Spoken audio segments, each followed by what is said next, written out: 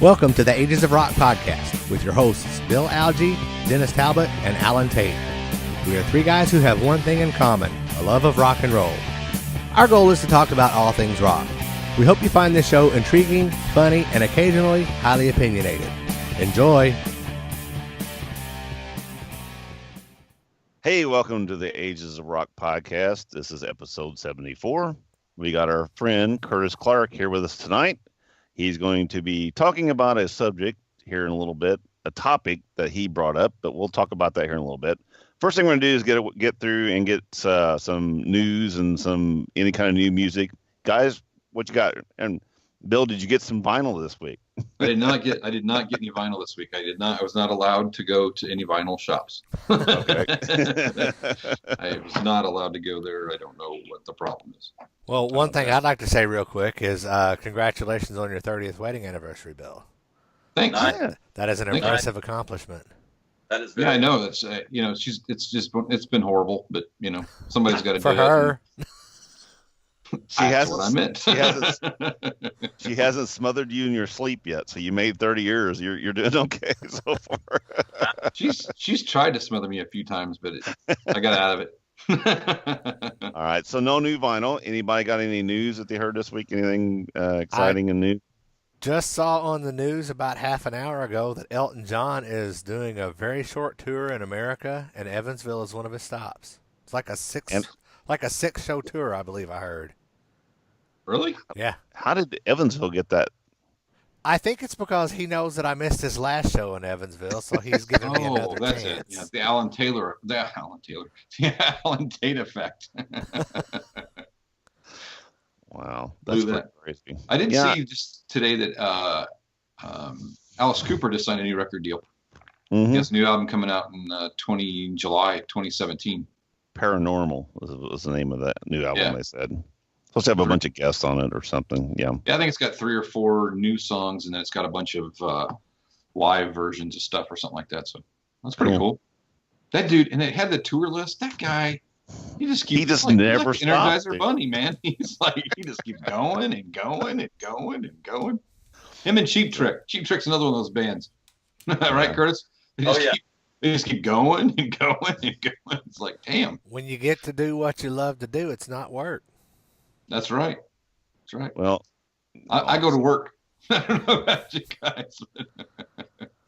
I'm trying to pull something up here. Just talk for a second. Curtis, what's going on in your world, man? We're always I don't know if you guys, I think we talked about it before, but me and my girlfriend we've been together for almost 13 years now, so it sounds a little crappy to say girlfriend, but we refuse to get married. So anyway, we have 3 bars here in Atlanta that we've been working on for years and years and years, and we're always expanding them and trying to figure out, just always trying to stay with what our customers want to hear and still kind of feel cool at the same time. You know what I mean? So that pretty much occupies all my time when I'm not doing, like the tribute thing here and there. And in 2017, I promised myself I was going to do a new record. Even if I didn't sell a single copy, I'm going to do it for me. So I'm started work on that too. So that's cool. Where are your bars in Atlanta? I'm coming to Atlanta in a couple of weeks, actually. Nice. Well, shoot, yeah, man. I mean, we're in an area of town called the Virginia Highlands, and it's kind of like there's always an area like Little 5 Points that you always see a lot of graphics on the wall, and there's a lot of kids running around, and the tattoos and the piercings and all that kind of stuff. We're about a mile away from that, and we're like the area of town that we're in is where those people go to grow up and actually get involved. You know what I mean? It's kind of like they want to think they're that cool, and we're just not. And down here, it's couples. It's not Buckhead if you know anything about Atlanta, but I know a little bit of not Little 5 either. So we just kind of go about our business, and I like it down here. I've always been drawn to this area of Atlanta ever since I moved here in 1990. Cool. Awesome. I'm going to be at the Marriott Marquis for a conference for a couple of days downtown. Yeah, so you're not far at all. You're a quick Uber ride over here, man. Really? Yeah, you're good. Come on. There you go. This bar is currently being set up right now, so watch that wire right there, Blake, right over your head. So if you hear some noise, it's just Blake setting up the bar. Not a problem. All right. Cool. Oh, so anyway, what I was going to get to here a while ago, I was so excited today. I heard that Blondie had a new album out. So I'm like, so I got on Spotify, it was on there, and I got home. I'm like, man, I can't wait. New Blondie album. Boy, I tell you what, I was not very, I wasn't very excited about it. It was not what I thought it was going to be. I listened to it, and for me, I hear crappy music all the time. So to hear something like that was actually kind of refreshing. I was like, well, at least she still sounds like she sounds. I don't think there was any songs that really kind of blew my mind, but still, it was nice. That I think that's a new trend with a lot of these bands. It's like we've been on the road for 30 years. We might as well do a record once in a while. Yeah, I was hoping it would they would maybe go back to the parallel lines or eat to the beat kind of sound. But of course, they're sounding more like the newer music. They've got a little bit of, the newer type stuff into it. And her voice sounds good. Don't get me wrong. She sounds older than she did back in the day, but we're all older at that point. But I'm like you. I don't think there was any hits off that album. There was nothing that just really jumped out and went, oh yeah, that's a great song. I think that's the thing I just listened to. I guess it's not a new album now, but Deep Purple put out an album last year called, I think it's called Now What? And they're about to put out a record. And it was good. You know what I mean? It's nice that bands at that age are I think those bands just get to a point to where they must surely realize that radio is long gone. You know what I mean? Right. Yeah. And screw it. We're just going to do an album, and we know the fans are going to buy it. And they probably don't have a massive record deal to pay anybody, so I'm sure fairly decent money off those records. It's funny, Gene. Do you see the interview today about Gene Simmons? He was talking about his. They were talking about he wrote a couple songs, and they are recording, or they are thinking about recording some songs, but of course he doesn't want to put anything out because some freckle kid will download it for free, and this he's on this it's like going, really? And of course he says, and the song I wrote sounds like it should have been on Love Gun. It's like, really? Are you gonna, it's not Destroyer this time? It's like you can't fight it, man. And for those guys, especially somebody like him, it's like, why fight it? Let them download it. At least they're listening to it. Yeah, I don't think the average 20-year-old is running out and downloading Kiss songs for free. No, and if they do, and it translates into buying one ticket. Exactly. You got as much as you bought off a record. Right. Exactly. More, probably. Whatever. Exactly. Yeah, we're going to get into that because that's kind of the whole deal, right? So that's kind of a little bit of the article. So, cool. That sounds like a good segue to me. It does sound like a good segue. So anyway, why we're going to have him? I'm sorry. Well, why we asked Curtis on here was I friended him on Facebook after our last interview with the Dream Police, and Curtis writes some things every once in a while that's kind of mind kind of expanding. We just lost him. No, we didn't. No, he's back. But anyway, he writes some things sometimes, and it makes you think and everything. I'm like going, and this one he wrote the other day, I was like, it would be a great topic. Okay, hold on. Yeah, I'm sorry, my battery's a little lower. No, that's fine.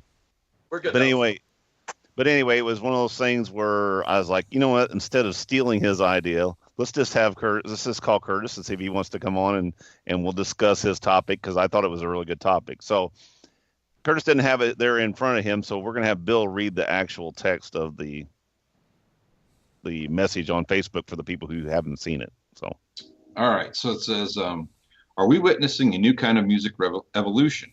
Think about it. A man starts his own business and becomes a success. Years later, he gets old, his health fades, or he dies, and the business is passed on to his predecessor. Although many locals that knew and loved the original owner might comment, it'll never be the same again without him. Those customers will eventually return and get used to the new owner. Newer, loyal customers won't even have known him at all, but yet the business survives and stays popular and profitable. Does this scenario not describe what is happening in the music business to a certain degree? Yes, Kiss, Foreigner, Journey, REO Speedwagon, etc. are all beloved classic rock bands, but they are also long-standing and successful businesses. Maybe not as profitable as they once were, but still solid businesses that many people count on for their income. While fans that knew them in the 70s may disapprove and stop attending their concerts, other younger fans and are just now discovering them, and they have no memory of the original guitarist or singer. Imagine if Kiss or the Doobie Brothers came out now as a brand new band. Would they be huge all over again? That is. These businesses have stayed successful for a reason, and it wasn't all just based on music. Think about it. Many talented and very successful bands failed at touring, stayed productive, and in general, just keeping the bus rolling down the road and the money coming in. Others like Iron Maiden, Styx, Kansas, Cheap Trick, etc., have it down to a science. They have survived all this time by not having repeated gold and platinum records, but by a well-run business. Isn't it a little cool that 200 years from now there could still be bands touring that we all saw the original incarnations of? Rock and roll evolution is happening right before our ears. That little bit of cheese right there at the end. Got some cheese on it. That's a song. That's a song right there, my friend. Right there. But I read that and I'm like going, that is so true. And and then I started thinking about all the bands that are getting to that point. And like you said, when you mentioned Foreigner, they're down to one member, original member. He doesn't tour constantly, and he doesn't do all the dates. Right. He does like every other night. I don't know how they break it up, but he's not even the full-time guy. But people go to those concerts and they're happy they went, and they're thrilled they went. Right. And I don't think there's anything wrong with that. Of course, us guys and gals that are, you're still on there. There you go. You're good. You're good. We're just trying to. There we go. We're just trying to get a charger hooked up. So. Oh, you're good. You're good. All right. 6 inches short. Story of our lives. Yeah, no shit. That's what she said. Exactly. All right, here we go. I think we're not in danger of dying anymore. Let me look. I think we should be good. All right, good. But anyway, you know what I mean. Let me give you some background on myself, just real quick, if I may. Sure. What moved me out to Atlanta in the first place in 1990 was my ex-wife had been offered a job at a record label, and coincidentally enough, the two people that were up for the job was her, she'd been working at a studio down in Tallahassee, and then Steve Walsh, the ex-lead singer of Kansas, and his wife. Well, she wound up getting a job, and through that job, I wound up getting a job at a record distributor, and then another record distributor. And she went from the label to radio, and still in radio to this day. And so I've kind of been on both sides of it. My father owned nightclubs in New Orleans until he passed away in 1989. So I've kind of been on a lot of sides of it. And I've got, a few friends that are out there. I had breakfast with the drummer from Skid Row yesterday morning, who's an old friend of mine. And my friend Danny had been touring with Kansas for years and years and years. And so I've always been close to that side of it. And I would say that, a lot of those bands that go out there and tour, the road just eats them up and they fall apart, hits or no hits. I don't think it's the hits that keep those bands out on the road. It's the fact that those guys have learned how to do it. They've learned how to turn on new people. They've learned how to tour. They've learned how to not kill each other on the road, and not destroy themselves with alcohol and drugs. Right, and Alice Cooper is a prime example of that. That man's been on the road. I mean, like you said, touring constantly. I mean, he doesn't actually really stop a tour and then wait a little bit. He just goes from one tour to another tour to another tour to another tour, plays golf all day and rocks all night. But like you said, he learned years ago. I mean, if you watch any of those videos from what album was that, Alan? You were just talking about that the other day. The Stricter. Yeah. I mean, at that point, the interviews with him, it almost makes you sad. I mean, it almost makes you feel sick looking at him being that skinny and that, I mean, he was on the brink of death at that point, and then he got his life turned around and now he tours his ass off, looks and sounds better than he ever has, I've done some road stuff in my life. I've done some tour bus runs and some long runs. I mean, back in the day when touring was really touring. I mean, the first road trip I ever went on was supposed to be 6 weeks long. 6 weeks. Most of the bands that we see nowadays that aren't absolutely huge, but most of the I don't want to call them B bands, but the bands that have seen bigger days, most of those guys go out on Wednesday and come home on Sunday. Bands like King's X, Skid Row, a lot of those bands, they tour for 4 or 5. It's not the same as it was back then. And I'm telling you, and I tell people all the time, I'm like, you should be amazed at people, they go out there and do this for months and months and months. It'll really tear you up really, really, really fast. Right. Exactly. Well, it's just a whole different environment. I mean, you don't get any sense of, I wouldn't think you'd get any sense of, home or stability, or, you're waking up someplace different every day. You've got places you got to be every day. I mean, I would imagine it's got to be pretty tough. I mean, and that, I think that's how some of those people get on, they end up with vices of, alcohol and drugs and stuff like that. And I think that's the other challenge that they have is to not do that. That's a bigger challenge than it is, the easy button is just play along. Right. So, being the outsiders is a hard job. I think really honestly in the post that I'd made was partly because of a few things that, a few guys that I know that are out there, and we have people that will debate you all day long on who is the better guitar player for Kiss, Ace Frehley or Tommy Thayer, but the bottom line is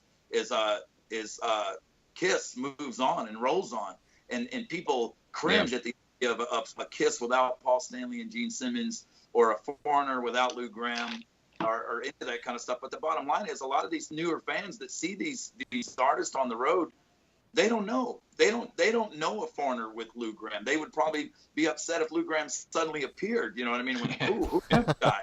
But I think the thing that you guys just said is something that I think some of us, I know, for a fact that some of us miss. It's not that these bands are out on the road by choice. A lot of these bands, they have to stay on the road to stay profitable. It can't come home, and it won't come home. As long as they can go out and make money and keep that ball rolling. There's a lot of people on this. What really kind of inspired me to get in that thought process in the first place. I don't know if you guys have seen it, the latest documentary with Rush, where they're clearly hanging it up, and they're not gonna have a new drummer or have a new guitar player or anything like that. It was really sad to see that entire road crew. You have to wonder, some of those guys have been on the road with those guys since they started. And now the road is over and they're 60 years old. And what are they going to do? Go out with, My Chemical Romance? Hey, we got an old guy. We got an old guy from the Rush tour. He doesn't know anything at all. It's like, yeah he does. Yeah. He's got some good weed. But no, and the thing is what made me think about that too when you said that is the fact of, you're talking about the kids who don't know these people, the bands, like the actual personalities. Like when we were younger, when we grew up and listened to Kiss, it was Gene, Paul, Ace, and Peter, and I knew every band that I listened to. I knew everybody's name. I knew all this stuff. Well, the kids now, and the thing is too, is these bands that we talk about, the Styx, the REO, all these, they had great songs, and these songs will last. They will endure forever, and they just keep getting rehashed because of commercials and movies. They'll have a movie come out that's really popular with the young people, and they'll put a ton of these songs in. These kids are going, what is this song? What is this song? I don't know this song. So they basically go, okay, it's this song was by Foreigner. So they go to the Foreigner's going to be in town. Well, they don't know shit from Apple Butter. They don't know who was in the band. You know what I'm saying? Though, they just hear the song and they go, "That's the song I heard on the movie. I like this band. It's Foreigner." So I don't think that. At least it lived in. I was running I'm sure you guys know what paintball is. I was running an airsoft arena. I was the general manager of an airsoft arena on top of everything else for about 4 years. So I got to hang out with kids on a daily basis that were all anywhere from 10 years old to 18 years old, and I got to hang out with these kids like all the time. And so it's really eye-opening when you get into a situation like that, where when Guardians of the Galaxy came out, right, the first Guardians of the Galaxy, and all these kids are going crazy for this song, and I'm like, and they keep playing, I got this feeling deep inside of me, and I'm like, do you have any idea how old that song is? And they don't care. It's the movie. It's the song from Guardians of the Galaxy. Well, good. I'm sure. Whoever wrote that whoever was the actual writer of that song. I mean, the version I always grew up with was B.J. Thomas, but Blue Velvet, whatever they were called, I can't remember. Yeah. Right. But hey, you know, there was a movie. Who's the guy that does all the great monster movies? Rob Zombie. No. Good monster movies. Good monster movies. Monster movies. I can't remember the guy's name, but Ace, the Kiss song, New York Groove opened up, and this is just a few years ago. It was one of the De Niro movies or something like that. And Kiss opened up. I was like, what a weird choice, you know what I mean, to start off with New York Groove. But, you know, man, getting back to it, I think, you know, that a lot of I think we're seeing this, and I think that, and a friend of mine who tours, who chimed in on it, I don't know if you guys, there's a couple of things he chimed in on it. A lot of those bands, William Pickett's band is still out there, and there is no William Pickett, but they're still out there selling it, and people are still discovering it for the first time. I never knew William Pickett did this song. I never knew, you know what I mean?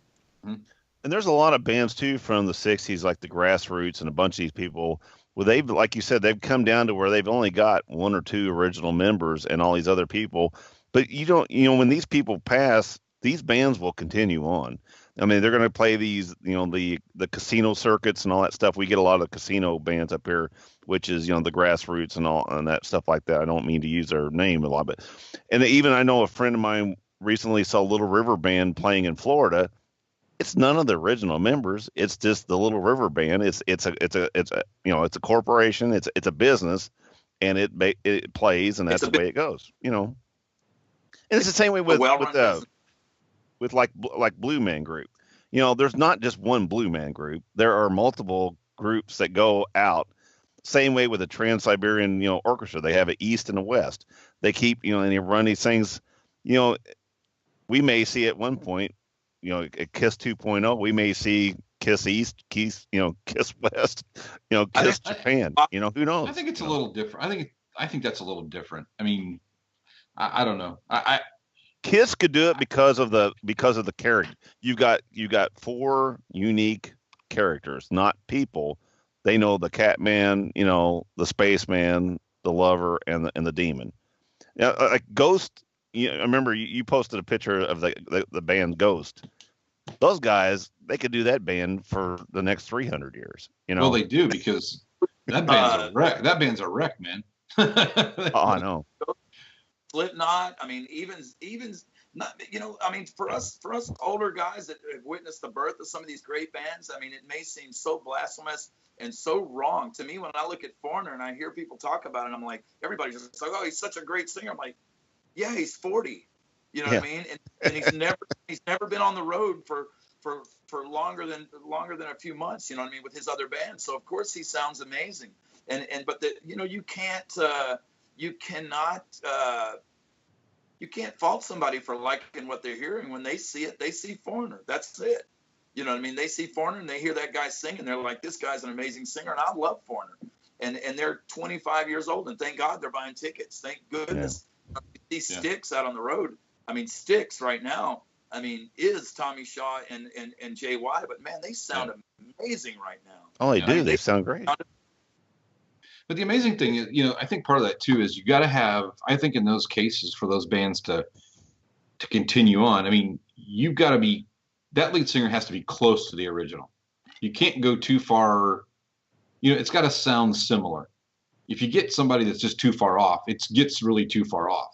Because I remember going to see Foreigner a couple of years ago. They were here, and you know, I was excited. I knew that, you know, I very, very aware that, you know, Lou Gramm left years ago and all that other kind of stuff.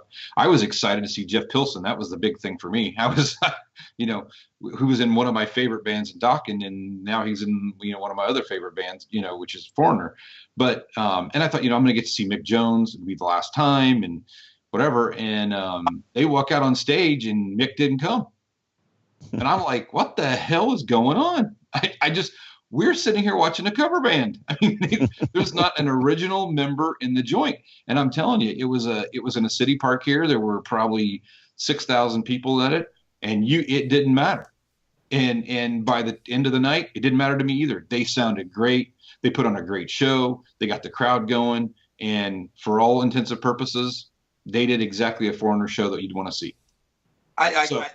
For us, it's it's a little weird, and it's, you know what I mean, for me, I can't think of the Doobie Brothers without Pat Simmons and that lineup, and Skunk Baxter. But, you know, man, I mean, it's if young people are discovering those bands are really well-run businesses. Think about it. For a business to be out there that long, I mean, how many bars have you known that have opened up and closed within your lifetime?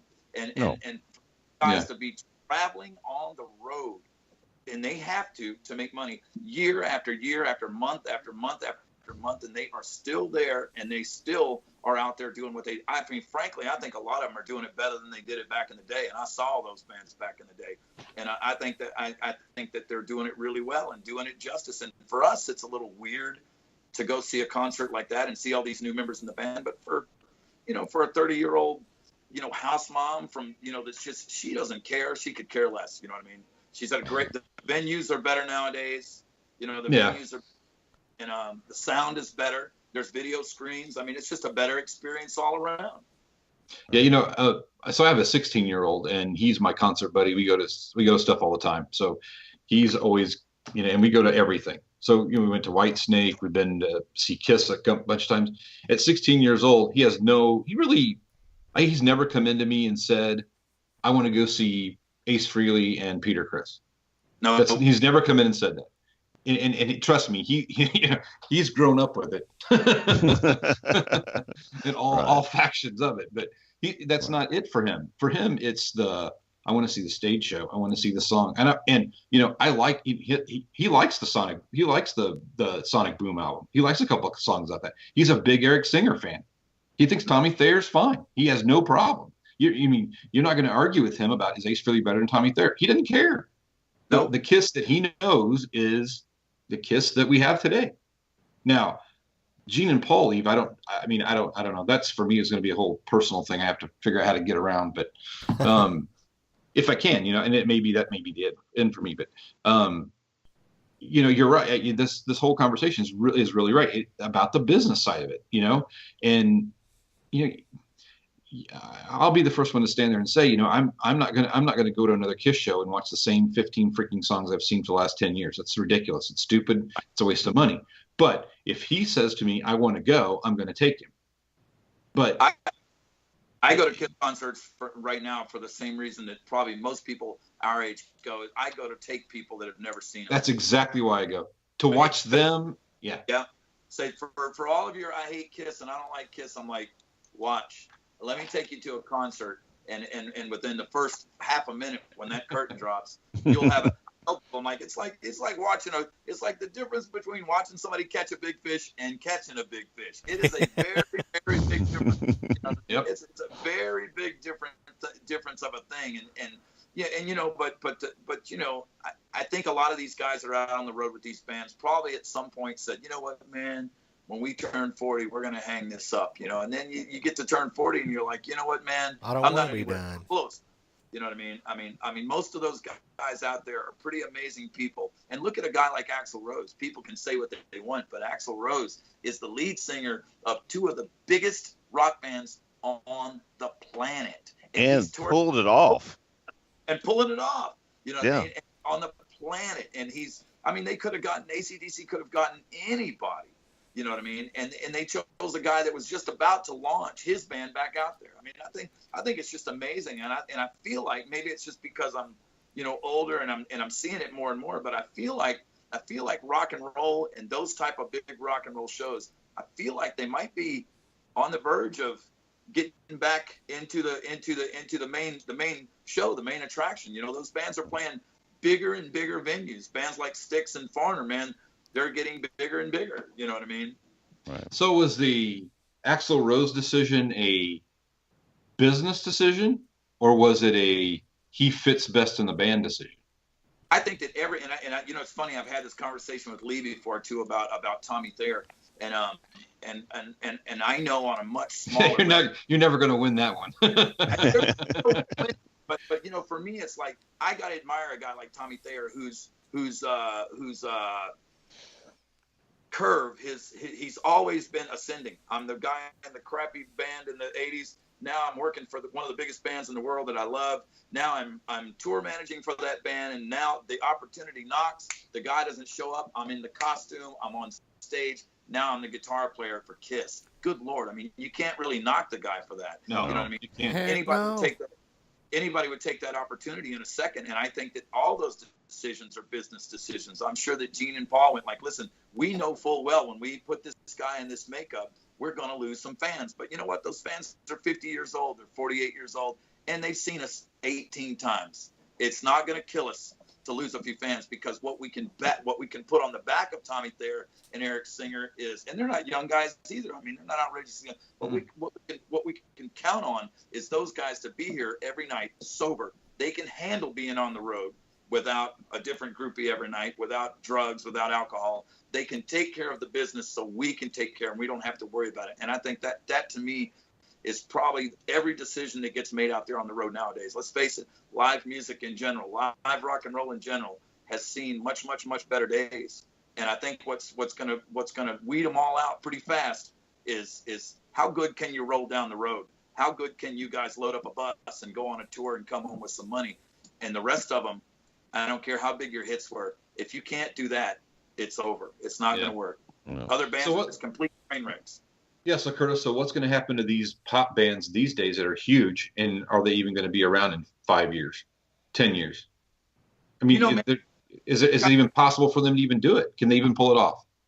I think it sneaks up on you. You know what I mean? I think if they got the ex tour manager from Rush, the 60-year-old guy that the show's been over for 45 minutes. You guys need to be on the bus. You need to be in the hotel, and you need some water, and you need to go to bed. You know what I mean? Yeah. And I think if they got guys like that, I think tour managers play a big role. I've known some guys out there that have to really herd people up. And you know, man, I think that some of these bands sneak up on you. You know, you don't realize that Green Day is almost a classic rock band. They've been around for, 20-something years now? They're playing on our local classic station. And Bill wants them to fall off the face of the earth. We talked about this last week. I don't know if you've seen our show, but that was one of the bands Bill doesn't like Green Day. That's okay. I mean, but he's right. They've been around for a long time. I mean, they keep hanging on. I keep waiting for them to die, but they're not. So Green Day? Yeah. He's not a big. There was a great, I forget what it was on, but there was a great documentary on Johnny Lydon, Johnny Rotten, the guy from Sex Pistols, and he's backstage in some place about to go on stage, and there's a picture of Green Day on the wall. And he looks up at it with the camera on him. He goes, these guys. He goes, I hate these guys, man. He goes, but he goes, but then he said something after that. He goes, but they're amazing, aren't they? And it's like, yeah, I mean, no. but I mean, you know, they're a 6-piece band out on the road with God knows how many crew guys. That's a lot. That's a big business. That's a lot of guys counting on a check. Yeah. Yeah. And like you said, though, and like I said in your post that you put, that's what you got. That's what it all comes down to. If a band can go out and make a profit and pay the salaries of a bunch of people on the road continually, that band, if it's into a company type situation, that band will continue on past the original members. You know what I'm saying? As long as they can make money and people will come and put butts in the seats, that band will continue on. Absolutely. I think that's absolutely. And I know that we all, you know, I don't particularly, you know, I'm probably not going to go to a Foreigner concert anymore. But you know what? I had my time with Foreigner.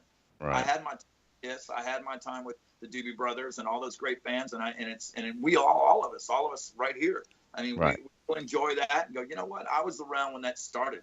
Wow, really? And thank goodness that you know, some of those guys are still out there doing it, and not, you know, they're not getting any younger. None of us are. Right. I think it's heroic that bands like Iron Maiden and ZZ Top and some of those classic bands are still out. Even Deep Purple. I mean, they're making another record right now that's about to come out, and Cheap Trick is about to come out with another studio album. I think Kiss started the trend, honestly, when they came out with Sonic Boom in 2009. I think all of a sudden it became a trend for these older bands that have been around and hadn't released studio records in years, because, you know, they gave up on radio and radio kind of blew them off. and now those bands are coming out with records again, and I think it's just awesome.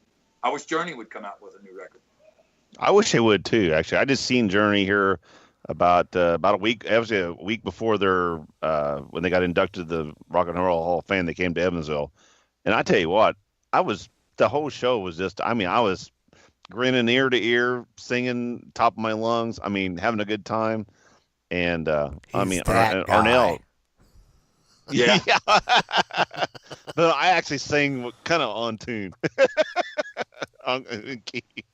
But anyway, no, I do. I enjoy Journey. I mean, they're just they're a great band. I just seen REO this year. I mean, like I said, and every time they come to town, I'll be the first one to buy a damn ticket. I love those guys.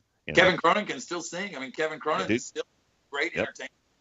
You know, he's not the original singer in that band either, but still he's been out there for God knows how many years. Good Lord. Yeah. It's interesting because when you talk about Cheap Trick, there is some reality to that too about making new records. I really don't want to hear any new Cheap Trick records. I want to hear, when I go to a show, I want to hear the old Cheap Trick stuff. I haven't bought a Cheap Trick record. Well, I have, but I mean, I've not bought a newer Cheap Trick record. I couldn't tell you in how long. It's been a long time. And it isn't because I don't like them, because I think they're a great band. I mean, a phenomenal band. I like the Beatles stuff they did. I mean, I like all that stuff. But that's not, I want to see the Cheap Trick from, back in the 80s. Budokan. You want to see Budokan. That's what I want to see the Cheap Trick of. Same thing with Styx. I don't want to really hear a new Styx album or a new Styx song. I want to hear, and it's kind of weird that way. But I think for them to stay relevant, like you were saying, they have to be relevant and do have to have some kind of music outside at some point to stay in the game and in the market. We were talking about that word with somebody not long ago. I brought up Bon Jovi, and I said, listen, man, relevant or not, is relevant it's relevant to your age. I mean, to a 25-year-old, it might not be relevant, but believe me, to those people that are clocking in at those venues and those big auditoriums, a sellout is a sellout. And a 40-year-old, 45-year-old lady standing in the front row that's a seat sold, is what that is. That's right. That's a seat sold, and Bon Jovi and those bands are still selling a lot of freaking tickets, and as long as they do, I would imagine that those businesses aren't going under anytime soon. I mean, I bought the last Cheap Trick record, by the way. It was actually a couple. Guilty as charged. I did too. You know what? I bought it on CD and I bought it on vinyl just because I wanted to be one of the guys that supported their efforts. I know for a bunch of old dudes to sit around and go, you know what, we're going to take this year, spend a bunch of money, and make a new record. Man, I'm a fan. I may not be on my turntable all the time, but hey, I bought it. I supported you, and I'll come see you in concert. And so, I was doing my duty. The same with Deep Purple. I took my wife to see Bon Jovi down in Nashville back in February, and that was a record crowd for Bridgestone Arena. It was completely sold out, and people didn't care that Richie Sambora wasn't there. They knew it was Phil X. So relevant or not, there were 20,000 asses in the seats. That's a pretty good night. I'll bet you. Some 45-year-old ladies got pretty nice butts, so those are good to have in the seats. Yeah, I'll bet you of those 20,000 people, 5,000 people didn't even know 15,000 people didn't even know who Phil X was. I bet they didn't. Well, they did. I bet it wouldn't even. I bet it probably wasn't even that many. They probably didn't know who he was, but when John Bon Jovi introduced all of the band members, when they introduced Phil X, the place lit up. I was surprised at how loud people got when he got introduced. The same at Guns N' Roses. I mean, Richard Fortus on the road, from out in the crowd, even I might mistake him for Izzy Stradlin. I mean, did they tell the guy to cut his hair like that and look like that? I mean, he looks just like Izzy Stradlin. You know what I mean? And most people don't know. I tell people all the time, I'm like, you know what I mean? People ask us here at the bar, why do you guys play Blink-182? Why do you play that band's, years old? But still, it's like, man, Cheap Trick. Go ask a 25-year-old. Name one person in Cheap Trick. They're going to go, who's Cheap Trick? Name one person in Styx. Who's Styx? Name one person in Kiss other than Gene Simmons. They won't be able to do it. And if they do, their old man's probably cool like us. Or they've been around it. But for the most part, you know what I mean? And like you said, it's like, we had our time with those bands, and it was good times. And now it's time to let them go and let them, let them move on to somebody else. If they can turn over some new fans every single night, more power to them, man. That's awesome. Yeah, I was lucky enough. I saw Guns N' Roses last year when they went through Nashville, and like you said, did I miss Izzy? No, not at all. I mean, it was a great show. Like I said, guitar wise, both guys were just as. I mean, it was a good night, dude. I'm telling you, it was fantastic. And if Izzy was there, I mean, they had Adler come out and played 3 songs, and that was kind of cool. He was cheesing it up. But then when Steve went off the stage and the other guy came back on, you know what? It sounded just as good. If the music is good and it sounds like the original, nobody cares who's playing it. That's the whole point. Is who cares? I think we're always going to have guys like us that are going to care. But, for me, it's like, right. but the younger people don't. Most people don't. We're all in the business. I mean, you guys are in the business. You guys are obviously, deep into it. I've been pretty deep into it. And for me, it makes a difference. Yeah, if Izzy's there, I'm going to like, yeah, wow, Izzy's in the band. But for everybody else, it's just not there. And like I said, these guys can call these guys tribute bands all they want. It's like they are well-running businesses. They're well-running rock and roll businesses, which is a miracle. And not only that, but they're semi-mobile businesses. It's, you know what I mean? Like mobile businesses that move up and down the road and log hundreds of thousands of miles every year, man. That's tough on, a 60-year-old man, on stage every single night for 2 hours and get in the bus and roll down the road some more. That's pretty impressive. And I've as I've gotten older and gotten a little bit more, into the business seat of the music business, I've become more and more impressed with good business. Just good business, good music businesses. God, man, it's a godsend, and you're blessed to have it. Yeah, pretty amazing. It's not always the case, I don't think, right? No. Well, you don't. I mean, it's true. There's not. That doesn't happen. So, what about thinking back about when you started first hearing, bands that were selling out, right? So you'd hear beer commercials with rock songs in it, and Aerosmith was starting to sell. That was a really big thing, back in the in the 90s. Led Zeppelin even using Zeppelin, using all those songs, and how that was so blasphemous, and people were so mad, and everybody was a sellout. And it's kind of funny because you hear some of those guys say, "Yeah, I'm selling out. I'm selling it every night, and I'm selling out right in my wallet." Have you seen Henry Rollins's? It's a business. Have you seen Henry Rollins's rant on that? No, I don't think so.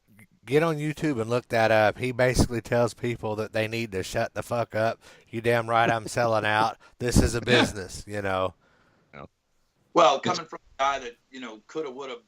I mean, Henry Rollins has always been around, but I doubt who knows what kind of money the guy's really making. But still, a lot of those guys, you got to think of a guy like Robert Plant or even Jimmy Page for that matter. I mean, right. I hate to say it, but they could be in the headlines tomorrow. You know what I mean? I mean, Prince was much younger, and those guys have to start at some point in their life. I'm sure, just like all of us, I'm sure they're starting to think about what am I going to leave behind. Right. You know what I mean? And I need to start putting away something for my kids and for my grandkids and for my wife, who's 30 years younger tan me or whatever, and start thinking about what you can hang on to these things like they're so precious, and they are, but I think that time has passed. Stairway to Heaven it's like when you have you have an old, unrestored, amazingly, Cobra in your garage. You're 85 years old. Are you going to let it die in your garage with you? Right. Or are you going to sell the thing and let somebody else enjoy it? You know what I mean?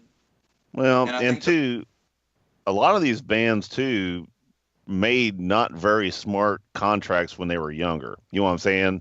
The Zeppelins and Ozzy and people like that, Black Sabbath and stuff.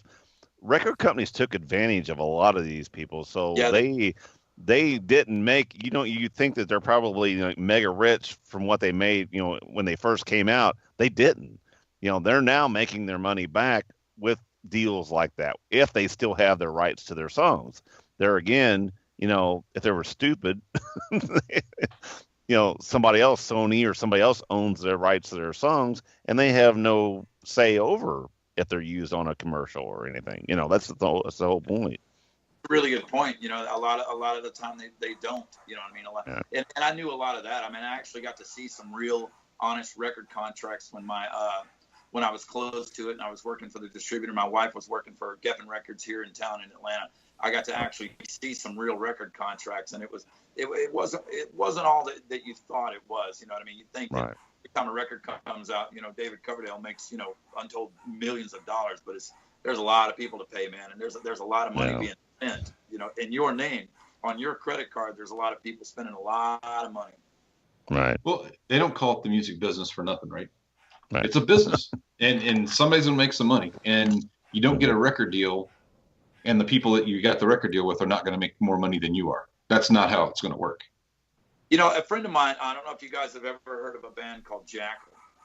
Oh yeah. Oh yeah. A friend of mine named Jesse, we were recording at his house. He's got a studio at his house, and he had hooked us up with a big time music attorney in Nashville, a guy named Jim Zimwalt. And they had sat me down at a table. I was the principal songwriter in the band, so of course I stood to make the money, And he just told me, and this was over 10 years ago.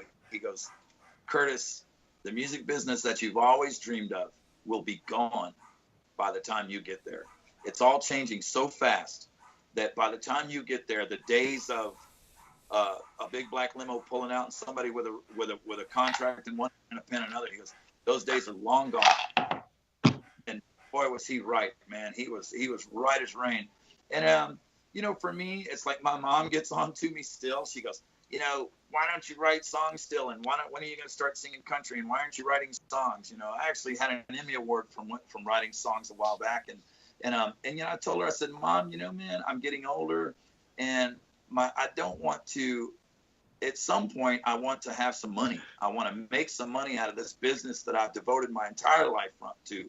And so on this level, and the nightclub level, the only criteria for making money on this level is put people in the clubs. That's it. I don't have to worry about some 25-year-old who doesn't think that my music is relevant. I don't have to worry about some person that promised they were going to come see my band with a record contract and never showed up. That's happened 8 million times. All I have to do is fill these clubs up, and I'll make money.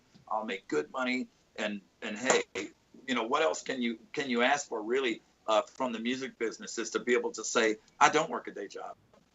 I have never had to work a day job since I started in this business, in 1980. And I think that's just a blessing. Right. There you go. Not to change the subject, or to change the subject, I was wanting to ask you about your meddlesome. I find it very, very interesting and intriguing, and I almost want to steal the idea and bring it to Evansville because I think it's a great idea. I've never, I thought of, I was reading about it and all that stuff. So how many songs do you have to pick from that whenever people come up there? We generally, we found that the human mind, the human brain can only hold so much before it starts slipping. But really, the whole thing with live band karaoke is this. And live band karaoke has been very good to me. We started this in 2003, and we are still 14 years into it. We are still selling this club out on the weekends, and we've played in LA. We've played in Los Angeles. I mean, we've played all over the country, and it works. But the one thing, and we've had a lot of people that do it. Now we copied it. We copied it from a group of guys that were doing it in New York at a club called Arlene's Grocery. They had started in 2001. Chicago is still, from the research that I do, Chicago is still one of the biggest cities that does live band karaoke. But I like to keep an eye on potential competition and just keep an eye on. I think the thing that really sets the karaoke thing apart, ours apart, and why ours has been so successful. Man, I've jammed on stage with Matt Sorum from Guns N' Roses, the guys from Incubus, Adam Sandler sang with us before. Right. I've had Marissa Tomei standing right in front of me. There's just been lots of celebrities that have come to ours. But I think the thing that really separates what makes live, the key ingredient to live karaoke is trust. Right. And I tell people this all the time. I'm like, that audience member, most of them, they are terrified. This club is packed, and there's people are maniacal down here. They are hungry Right. like that. And so if the band lets them down or doesn't help them in such a way that they don't walk up the stage feeling completely humiliated, they're not coming Right. back. It's Right. like the first time you ever get asked to dance on the dance floor in the 7th grade. If somebody laughs at you, you're never going to dance again, you know. Right.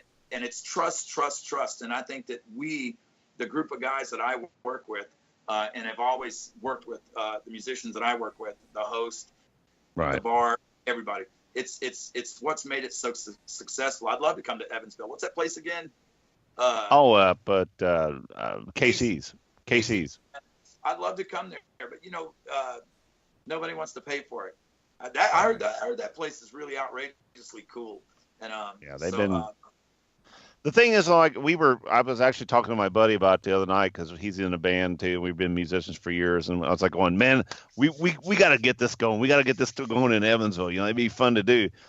The problem is we've had, I've got a band now. Every once in a while, you'll get a guy up on stage. They say, hey, I can sing, and you put that trust in him. It's like, okay, you're gonna sing this song, and then it's just completely, and then it starts to train. The band has to not train wreck because this guy is awful. He's on fire, crashing hard, and then he's singing completely out of time, out of this, out of that. Do you find you get more people they know what they're doing that sign up than not just some jerk off that goes, I can sing this shit, and comes up there and just.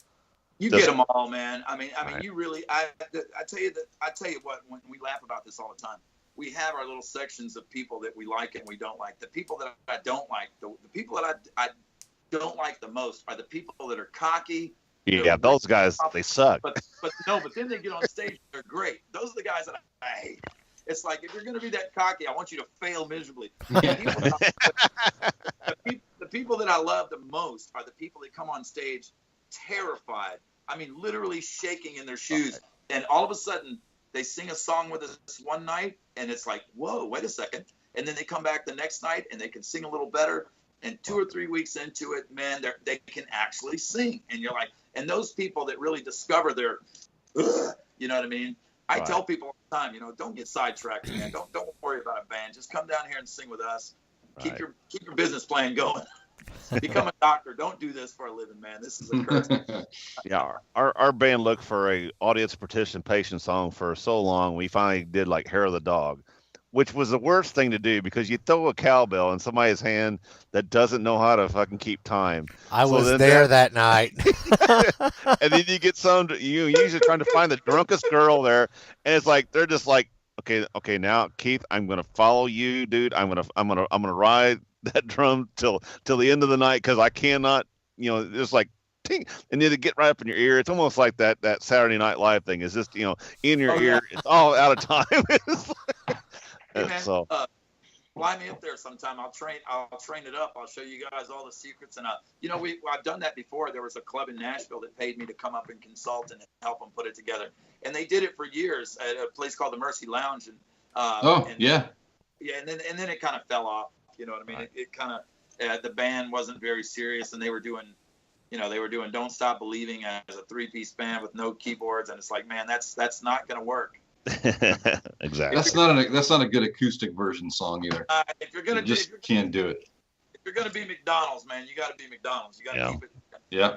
And so Well, I'll tell you what. Like I said, Bill will be coming down that way here soon, and we're all three gonna have to make a road trip one of these days and come down to Atlanta and visit Lee, and maybe come out and see you guys and catch one of your nights when you got the karaoke going on or a good band or something. What night are you gonna be here? I'll be there on Monday. I'm going to be like on Monday, Tuesday, and I have to go back Wednesday. I'm not going to have a lot of time. Well, I'll be there. Monday night is the night we started on. Monday night's probably the most civilized night. We don't really pack out on Monday nights. It's usually just a crew of regulars. So man, I would be honored. You know what I mean? I'd be honored to have you come down and check out the club and meet you in person. And, There you go. There you go, Bill. And get sing one with us. So which club? What's the name of the club? The club it's actually, there's 3 clubs in one. The middle floor is called the Dark Horse Tavern. Okay. And the club underneath it in our basement is called the 10 High. And that's the club where the live music is. What's that called again? The 10 what? 10 High. Oh, the 10 High. Gotcha. Yeah. 10 High, yeah. Okay. It's an old kind of or something like that. I didn't name it. Okay. Well, yeah, Curtis, I got a couple people will be hanging out. Will there be a group of people hanging out? We'll try to maybe head down there for a little bit. Be cool. Awesome. Can't wait. Hey, Curtis, we appreciate you coming on tonight and talking to us. Like I said, that post was pretty interesting, and like I say, it's food for thought. You know, everybody. You know, I think that's one of these things it will happen at some point, or hopefully, you know, when I'm 90 years old and I'm in a wheelchair and I'm about half dementiaed out, if I can go see Foreigner at that point or REO, some sort of it, and their songs sound the same, I'll be like going, yeah. At some point, getting old enough, they'll sound the same anyway. That's true, I remember too. the guys when they first started. Yeah, them sons of a bitches. I remember when they were on their second singer. There you go. Hey, anyway, so we appreciate you coming on. Alan, you want to take us out of here, brother? AgesOfRock.com is where you can find us. Check us out on Stitcher Radio, Facebook, Twitter, Instagram, and look up Ear Peeler on Twitter. Yeah, peel your ear, yeah, whatever. And yeah, seriously, thanks for coming on, Curtis. We appreciate it, especially since it was hey, you want to do this tomorrow? Hey, Curtis, you want to shout out anything? You got any Instagram, any of that kind of stuff? Oh, you're going to be playing this weekend too on we're in Police are in Salisbury, North Carolina, at a club called DJs. And we're looking forward to it. And I just want to say that this entire post that I made was inspired by my continuing debate with Lee Westy. So there you go. We'll tag Lee on this post. Well, hang on for a minute. Awesome, like I said, we're going to get out of here, but like so we'll talk to you here in a second. Till next week, folks. Peace out. All right. Peace out, guys.